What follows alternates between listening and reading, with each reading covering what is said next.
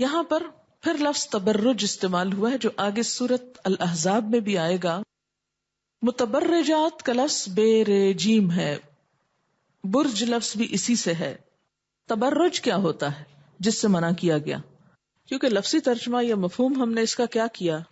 اظہار زینت، زینت کی نمائش یا زینت کو نمایاں کرنا. لیکن لفظ کا انالیسس کرتے ہیں، تبرج کا لفظی معنی ہے باب تفاعل سے ہے نمایاں ہونا، ابھرنا اور کھل کر سامنے آنا.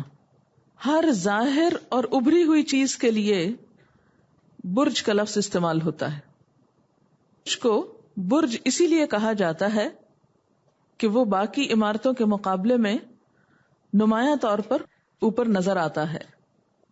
بادبانی کشتی کے لیے لفظ بارجہ استعمال ہوتا ہے کیونکہ وہ دور سے سمندر میں نظر آ جاتی اس کے بادبان کی وجہ سے. اب آپ میری شکل دیکھ رہے ہیں کہ بادبان کیا ہوتا ہے. جو نام جب آپ رکھتے ہیں خیابان بادبان تو کوئی نہیں پوچھتا، لیکن اگر میں یہ لفظ بولوں سب کو پوچھنا پڑتا ہے. جی ہاں، سیل بوٹ جو ہوتی. اصطلاح میں تبرج کا لفظ جب استعمال کیا جاتا ہے، یعنی یہ تو لفظی معنی تھا، لیکن لغت میں جب اس کا مفہوم آتا ہے تو اس کے 3 معنی ہوتے ہیں. ایک یہ جسم کے حسن کو نمایاں کرنا. وہ کیسے نمایاں ہوتا ہے آپ میں سے کوئی بتائے گا؟ حسن کو نمایاں کرنا، مثلا چہرے پہ فاؤنڈیشن کریم لگا کر اس کو بالکل سفید کر لینا تو نمایاں ہو گیا نا، پرومیننٹ ہو گیا. یعنی عام دھلا ہوا چہرہ جب ہوتا ہے تو وہ نمایاں نہیں ہوتا، لیکن جب اس کے اوپر کچھ لگ جاتا ہے، ہونٹوں پہ کچھ لگ جاتا ہے تو وہ نمایاں نظر آنے لگتے ہیں. اگر نہ لگا ہو تو وہ چہرے سے ملتے جلتے ہی نظر آ رہے ہوتے ہیں عام طور پر. اسی طرح آنکھوں پہ اگر کچھ نہ لگا ہو تو کیا ہوتا ہے؟ وہ اتنی نمایاں نہیں ہوتی، لیکن آپ کاجل اور بناوٹ کی چیزیں لگا لیں تو اس سے کیا ہوتا ہے؟ وہ نمایاں نظر آنے لگتی. اسی طرح باقی چیزیں بھی. تو جسم کے حسن کو نمایاں کرنا، لوگوں کو دکھانا. دوسرا، لباس اور زیور کی شان دوسروں کے سامنے نمایاں کرنا. تیسرے، چال ڈھال اور جسم کی حرکتوں سے خود کو نمایاں کرنا، جیسے سڑک پہ چلتے ہوئے ایسا ڈریس پہننا، ایسا کٹ پہننا کہ جس سے سب کی توجہ عورت کی طرف مبذول ہو جائے. یہ تشریح اس لفظ کی اکابر اہل لغت اور مفسرین نے کی ہے. مجاہد، قتادہ اور ابن ابی نجیح کہتے ہیں کہ التبرج المشی بتبختر و تکسر و تغنج. اس کا ترجمہ ہے، تبرج کے معنی ہے ناز و ادا کے ساتھ لچکے کھاتے اور اٹھلاتے ہوئے چلنا. وہ خود ہی انہوں نے لفظ بول لیا ہے، کیٹ واک. التبرج یعنی ایسی چال مردوں کے سامنے نہیں چلے. یاد رکھیے کہ یہ سب کچھ جو نمایاں کرنا ہے یہ عورتوں کے بیچ میں نہیں، یہ مردوں کے سامنے اس ساری نمائش کی ممانعت ہے. کیونکہ سب سے پہلے کیا کہا؟ کرنا فی بیوتکن ولا تبرجنا تبرج الجاہلیت الاولی. تو ظاہر کرنا، نمایاں کرنا مراد گھر میں تو نہیں، اس سے مراد باہر جا کر ہے. یعنی عورتوں کو مردوں کے سامنے یا لڑکیوں کو جو بھی بالغ ہو جائیں مردوں کے سامنے اس طرح کی چال نہیں چلنی چاہیے. تو اس سے پھر آپ دیکھیں کہ وہ ڈانس جو مردوں کے سامنے کرتے ہیں اس کی تو کہیں بھی کوئی گنجائش اور اجازت رہی نہیں جاتی. پھر اسی طرح مقاتل کہتے ہیں ابداء قلائدها وقرطها وعنقها.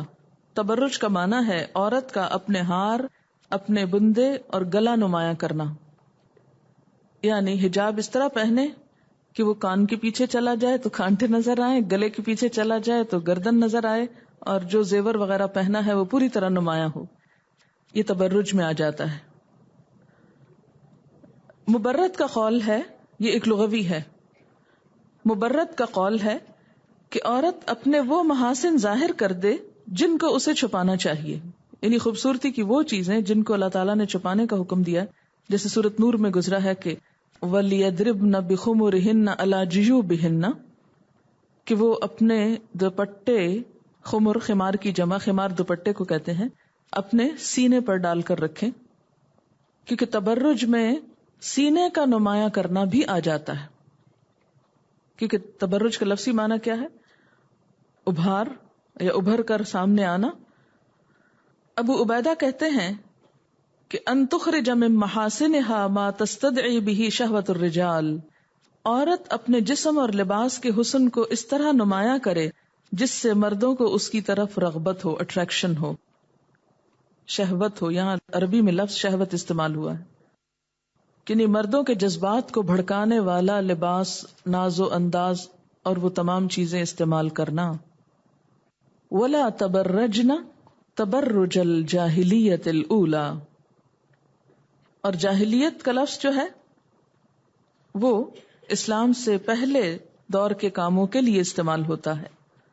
اور دور جاہلیت میں عورتیں، عرب عورتیں سر ڈھانکتی تھیں، لیکن ڈھانکنے کا انداز ایسے ہوتا تھا جیسے آج کل آپ نے کشمیری عورتوں کو بعض اوقات اسکارف پہنے دیکھا ہوگا کہ پہن کے وہ پیچھے پھینک دیتی ہیں کہ جس سے سینہ، گلا، ہار، کانٹے سب زینت نمایاں ہو. اس سٹائل سے روکا گیا ہے. لا تبرجن تبرج الجاہلیت الاولی، یعنی جاہلیت اولی سے اگزامپل دے کے بات سمجھائی گئی کہ ان جیسے نہیں بننا، تم جاہلیت کے طریقوں کو فالو نہیں کرنا، تم مسلمان عورتیں ہو، اسلام کے طریقے کو فالو کرو گی. تو متبرج عورت وہ جس کا سر ڈھکا نہ ہو. تبرج خاص طور پر سر کے کھولنے کے لیے استعمال ہوتا ہے، کیونکہ جسم پر تو کچھ نہ کچھ اڑا ہی ہوتا ہے. متبرجہ اس عورت کے لیے بولا جاتا ہے جو مردوں کے سامنے اپنے حسن اور اپنی خوبصورتی کا اظہار کرے. تو چادر اتارنے کی اجازت کن بوڑھیوں کو ہے؟ جن کے اندر اپنی نمائش کا جذبہ ختم ہو چکا ہو. یہ بوڑھی عورت کے اوپر بڑے اچھے شعر کسی نے لکھ کے بھیجے ہیں. ہے یہ بوڑھی عورت کا حال، سفید ہو گئے اس کے بال، سوکھ چکی ہے اس کی کھال، ہو چکی ہے وہ بدحال. پھر کیسے اوڑے وہ پشال یعنی چادر، دھیمی ہو جائے اس کی چال، ختم ہو جائے اس کا جلال، بات بات پہ کرے سوال، ہے یہ بوڑھی عورت کا حال.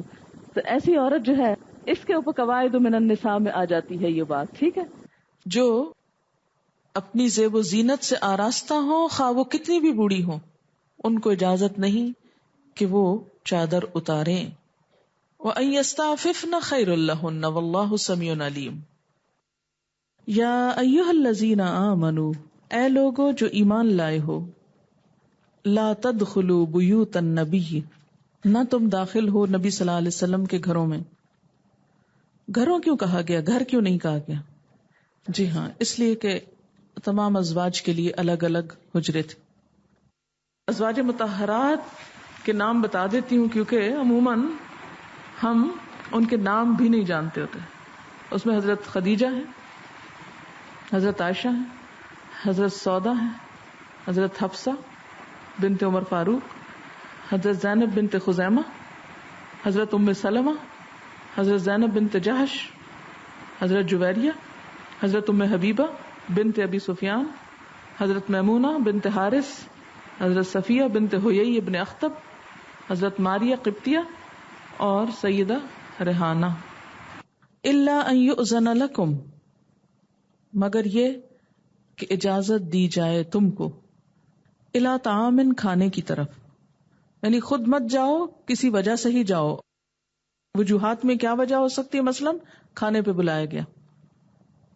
غیر ناظرین اناہ، نہ دیکھنے والے، نہ انتظار کرنے والے، اناہ پکنا اس کا، بن بلائے مت جاؤ اور جا کے دھرنا مار کے بیٹھے نہ رہو اور اس بات کی ٹو نہ لگاتے رہو کہ کب کھانا پکے گا تو کھا کر اٹھیں گے.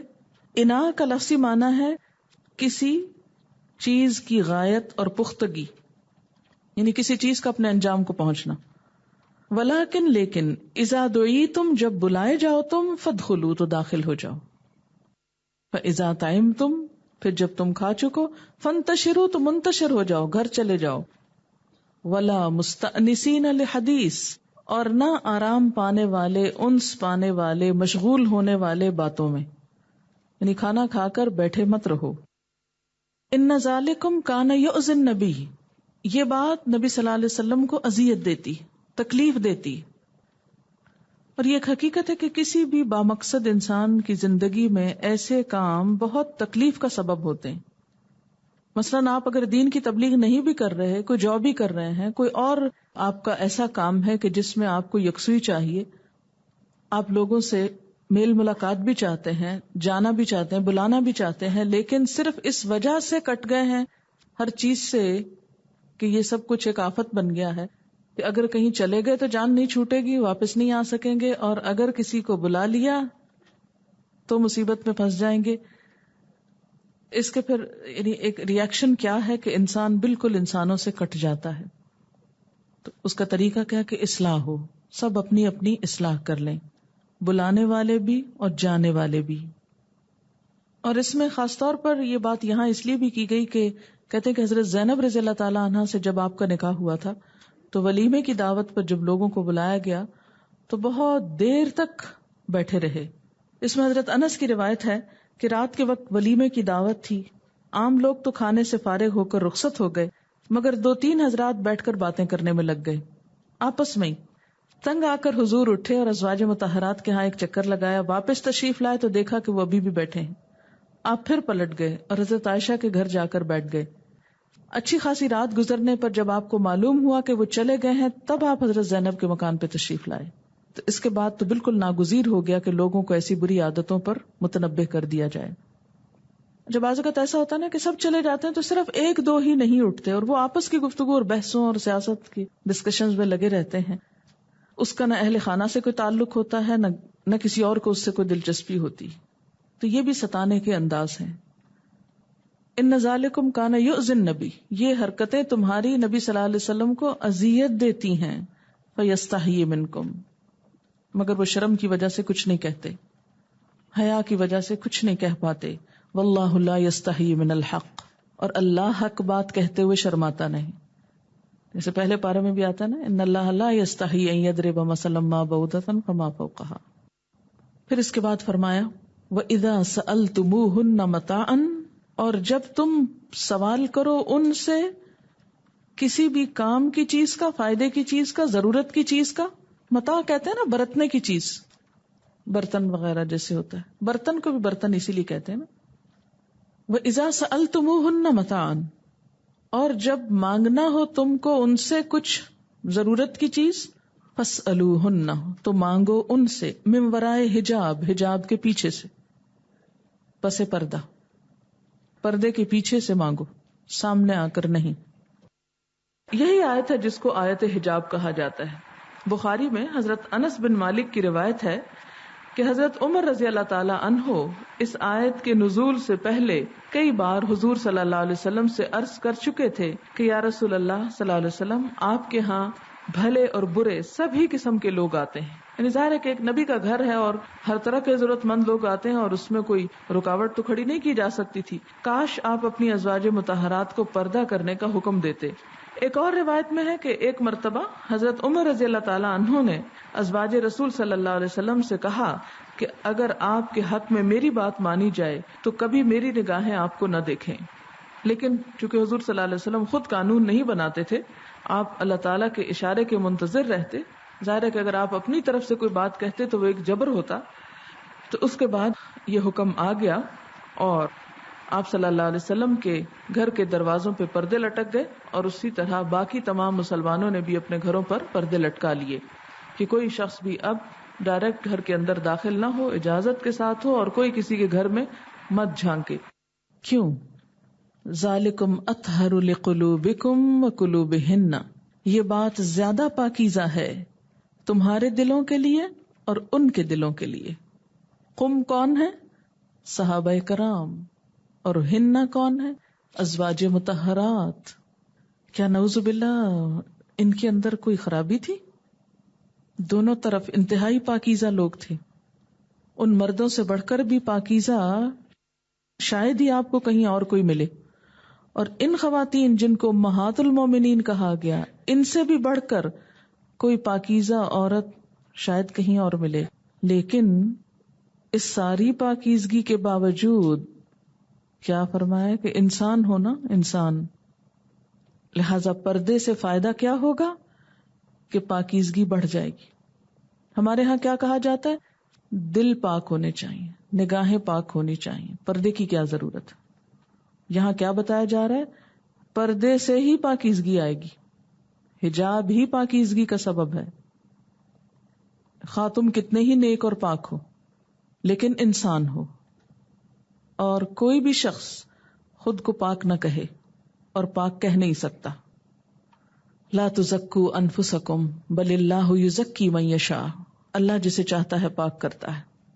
تو گویا حجاب یا پردے کی حکمت اور علت کس کو کہتے ہیں؟ سبب، وجہ کیا ہے کہ اس سے مرد اور عورت دونوں کے دل ایک دوسرے کے ساتھ فتنے میں مبتلا ہونے سے محفوظ رہیں گے، فتنہ پیدا نہیں ہوگا.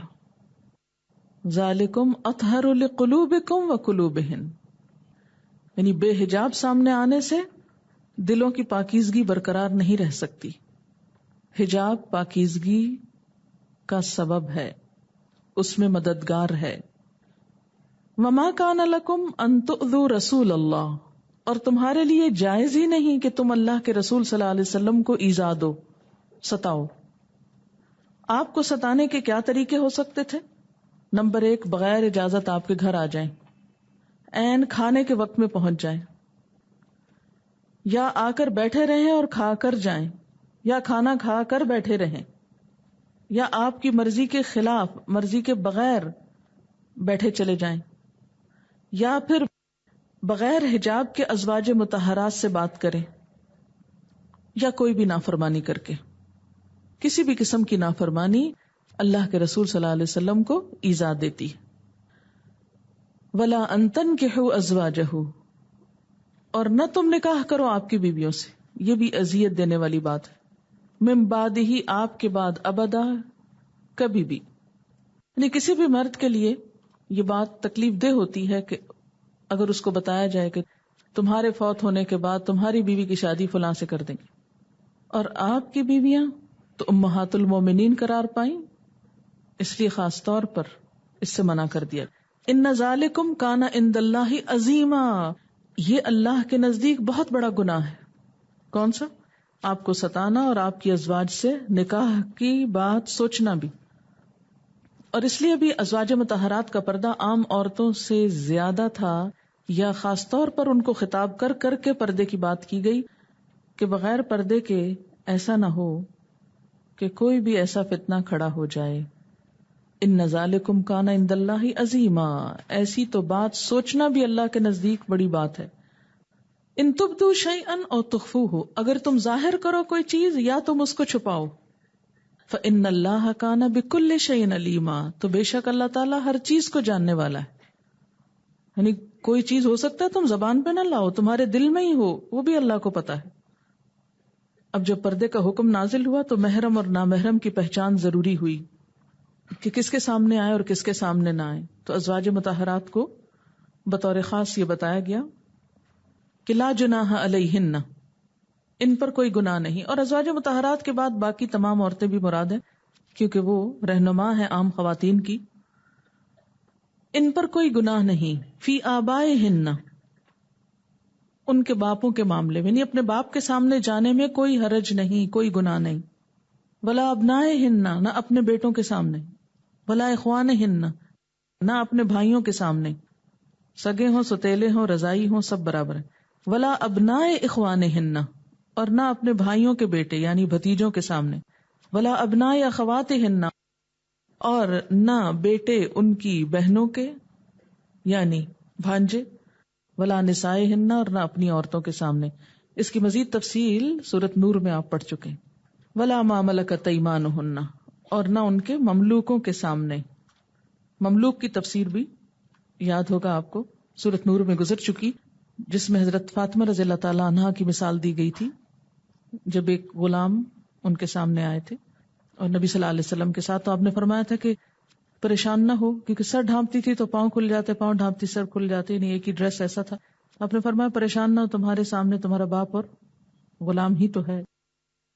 واتقین اللہ، اور ڈرو اللہ سے. تقوی، کیونکہ تقوی کے بغیر پردے کا کوئی فائدہ نہیں. نہیں، تقوی اصل مقصود ہے. اگر کوئی شخص خود کو پورا ڈھانپ کے بھی اپنی نگاہوں کی حفاظت نہیں کرتا اور پردے کی روح کو پورا نہیں کرتا تو پھر وہ محض کہنے کا پردہ ہے. یعنی پردے کا اصل مقصد کیا ہے؟ قلب و نظر کی طہارت، عصمت و عزت کی حفاظت. ظاہری پابندیاں گناہ سے نہیں بچا سکتی انسان کو جب تک دل میں تقویٰ نہ ہو. بہت سے لوگ برقعے پہن کے پردے کر کے بھی بہت خرابیاں کرتے ہیں. اس لیے واتقین اللہ ان اللہ کان علی کل شیء شہیدا، بے شک اللہ تعالی ہر چیز پر گواہ ہے. گھر میں بھی دیکھتا ہے تم کو، باہر بھی دیکھتا ہے، دل کے اندر بھی جھانکتا ہے. یہ ایک چھوٹا سا واقعہ کسی نے بھی دیا ہے مجھے. یہ لکھا ہے کہ یہ واقعہ ریاض میں ایک مال پہ پیش آیا. یہ ایک ایسا حقیقی واقعہ ہے جو رمضان کے آخری ہفتے میں پیش آیا. الفیصلیہ ٹاور مال ریاض میں، یہ جگہ کا نام بھی لکھا ہوا ہے. کہتے کہ مال پر چند عرب نوجوان عورتیں چل رہی تھیں. ان میں سے ایک اگرچہ وہ کالی عبایا میں تھی، وہ اس کو ہوا میں لہراتی ہوئی، لچکتی اٹھلاتی ہوئی اس طرح چل رہی تھی جو اسلام کے منافی تھا. اس نے عبایا کے اندر شارٹ ڈریس پہنا ہوا تھا اور جسم کے وہ حصے نمایاں ہو رہے تھے جو چھپانے چاہیے تھے. پولیس کا سپاہی اس کے پاس آیا اور اس سے کہا کہ وہ اپنے آپ کو ڈھانپے اور اس طرح بے باکی اور بے شرمی سے خود کو نمایاں نہ کرے. اس نے اس عورت سے کہا کہ اسے موت سے ڈر نہیں لگتا کہ اگر ابھی آ جائے تو اس کی کیا حالت ہوگی اور وہ اپنے اس عمل کا اللہ کو کیا جواب دے گی. عورت نے تکبر کا مظاہرہ کرتے ہوئے اپنے بیگ سے موبائل فون نکالا اور کہنے لگی اپنے خدا کو فون کرو اور اس سے کہو مجھ سے بات کر لے. متوع کو اس رد عمل اور عرب مسلمان خاتون کی دیدہ دلیری پہ حیرت ہوئی اور اس نے 3 دفعہ کہا حسبنا اللہ و نعم الوکیل اور استغفر اللہ کہتا ہوا چلا گیا. عورت بھی چل پڑی. 5 منٹ بھی نہ گزرے ہوں گے کہ عورت اس مال کے چکنے فرش پر گر پڑی. اس کے جسم سے گندگی خارج ہوئی اور وہ وہیں پر فوت ہو گئی.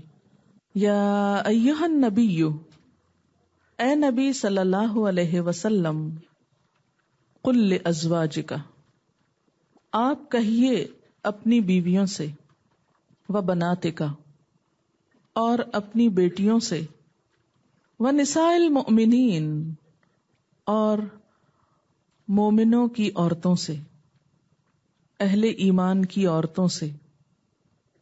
کیا کہیے؟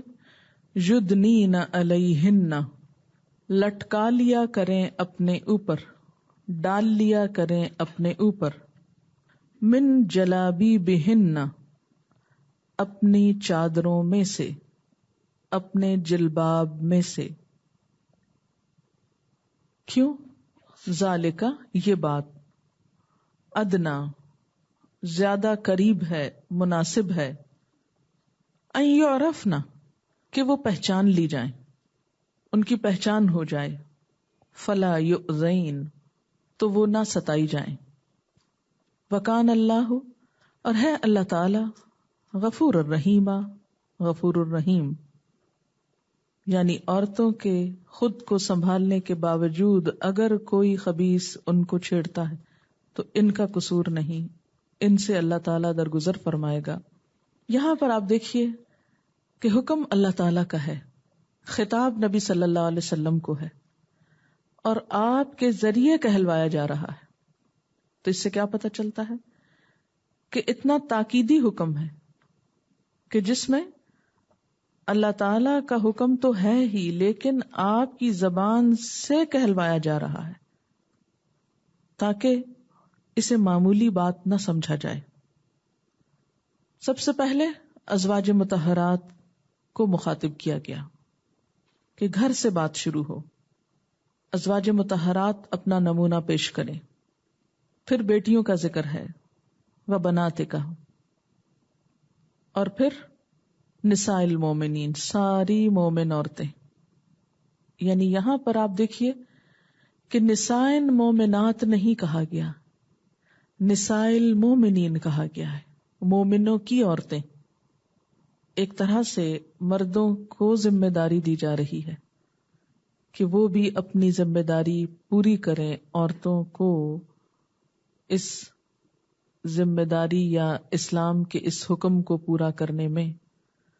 مومنوں کی عورتوں سے کہہ دیجئے، کیا کہہ دیجئے؟ یدنینا، یدنی، ادنا یدنی، ادنا، اور صلہ ہے الا. ادنا کا اصل معنی ہوتا ہے قریب کرنا، اسی سے لفظ دنیا نکلا ہے. دنو بھی اسی سے ہے.